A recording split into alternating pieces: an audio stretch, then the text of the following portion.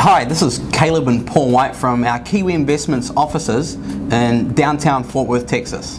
Today we just want to educate you about selling or buying a house subject to the existing financing staying in place. As you probably already know, today's market is not a good market to buy or sell real estate, and a lot of people can't get mortgages to buy houses. And when they can't get loans, people can't sell their houses. So with the meltdown in the lending market, that obviously affects people wanting to buy and people that are wanting to sell their house. A lot of people wonder what a subject to deal is and whether it's legal or not. So subject to, it's nothing more than selling your house with the existing financing remaining in place. A new person will take over your monthly payments, including paying property taxes, insurance, any repairs that are needed to fix the house. So it's not a rent to own or a lease to own. It's an outright sale of the house, and the buyer will have title to the house at closing. And a lot of people ask us if it's legal to do this. Well, absolutely, this is 100% legal, and we wouldn't be doing it otherwise. We're an accredited company with an A+ rating with the Better Business Bureau right here in Fort Worth. What happened was in the 1970s, interest rates, they went through the roof on new mortgages. And people started using this technique over and over again. A lot of states passed a lot of laws which affected people using this technique, which has always been called subject to. The federal government got involved because states had these new laws in place and judges were interpreting these laws in ways that were inconsistent across state lines. The federal government decided that it was time that they stepped in and they passed the Garn-St. Germain Act in 1982, which superseded all the state laws that had gone before it. And the federal government began to uniformly regulate subject to transactions, and in the statute they even encourage lenders to accept new buyer in place of the old borrower, the seller. Right. So the Housing and Urban Development Agency has regulations on how to do this. And there's even a place on the HUD-1 settlement statement for loans taken subject to. So the federal government regulates this and the state laws no longer apply. But the federal government has taken over and they have said that these transactions are completely legal, and as a matter of fact, people are encouraged to do it under the statute. Yeah, so obviously there's many ways to sell your house. One of them is cash. The big problem with cash sales in today's market is the fact that you have to find somebody with enough cash to come up with the entire purchase price. Also, people with cash always want a big discount on the purchase price. And most of the time, they'll offer you anywhere between 60 and 75% of the asking price.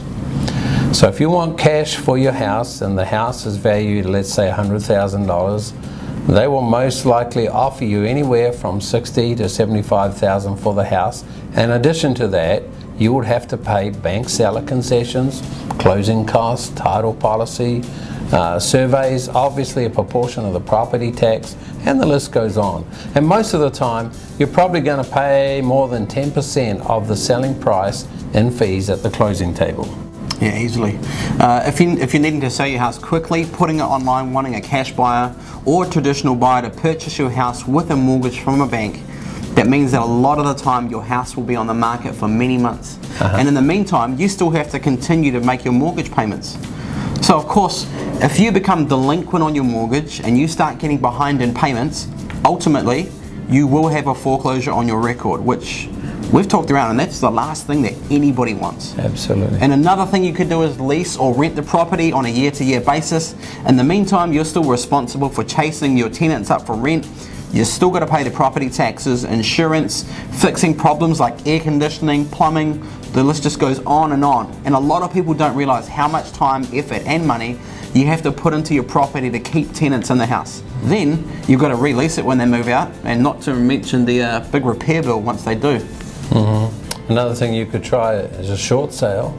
This is where you sell your house to a buyer for less than you owe on the property. A short sale will almost definitely hurt your credit score. And you also run the risk of having a deficiency judgment against you, which means that you are still responsible for paying your mortgage company or bank the difference in what you sold your house for and what you owe them. And this will leave a big black mark on your credit for anywhere from 7 years. So I suggest that you don't want to take that route. And in addition to that, you still have to find a buyer for your house. And with our experience, short sales, they're a very long drawn out process, and there's no guarantee that they will even work. Yeah, absolutely. So if none of the 4 options we just mentioned to you, which the first one was a cash buyer, offering you 70% of your asking price. Second was a foreclosure, which we all know is the atomic bomb of all credit problems. 3 was renting out your house to tenants, getting calls day and night with issues while you pay the repairs, taxes, insurance, fixing up the house after they leave, which in a lot of cases costs you thousands of dollars a year. Or the last one was a short sale, which it takes the longest, takes a huge amount of work, a headache for you and the bank. Then you need to do a subject to deal where someone takes over your loan payments, buys your house, takes care of the house, maintains it, pays the taxes, insurance, fixing any problems. Then you can get on with your life and you don't have to worry about those mortgage payments ever again. Yeah, we always get the question, right, Caleb? What are the advantages and what are the disadvantages of selling my house subject to? Well, one of the advantages is that you do not have to do major repairs. And what happens is, at the time of closing, the buyer gets the deed or title to the house, but you retain a lender's interest in the property. But just to make it simple, you will be done with the property. You will not have to worry about making any more mortgage payments. Also, if your credit score is not the best at the time you sell the property, a lot of time the seller's credit actually gets improved over a period of time. And also, the buyer's credit will improve as our loan servicing company reports all monthly payments to a credit bureau as the mortgage payments are being made on time. Right, yeah. A lot of the time we deal with people who have houses that are underwater, which means that they owe as much as the house is worth, or maybe even a little bit more. And as you know by now, selling the traditional way, paying real estate commissions and closing costs, that's just not going to be possible. So the disadvantages to selling your house subject to is that your name remains on the loan with the mortgage lender. You're still liable to have all the monthly mortgage payments made if the new buyer does not pay.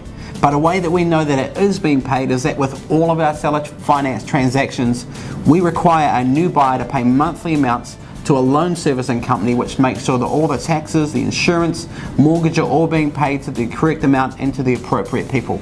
And this protects the seller and the buyer. The new buyer could default on the loan. In that particular instance, you have all the rights of a lender, so you can step in and make payments on the underlying loan. You could actually foreclose on the buyer, or you could do a deed in lieu of foreclosure, which would save you a lot of money, where the buyer just gives you the deed to the house back to you. They leave the house exactly how it was when you purchased it, and you get the house back. Then you could resell the house.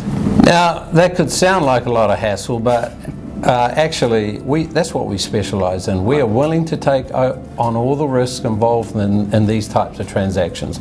Most sellers prefer that we even stay in the middle of the deal, so that in the very rare instance the new buyer stops paying, the house would come back to our company, Kiwi Investments, and not to you, saving you from any further hassles with the house. Right.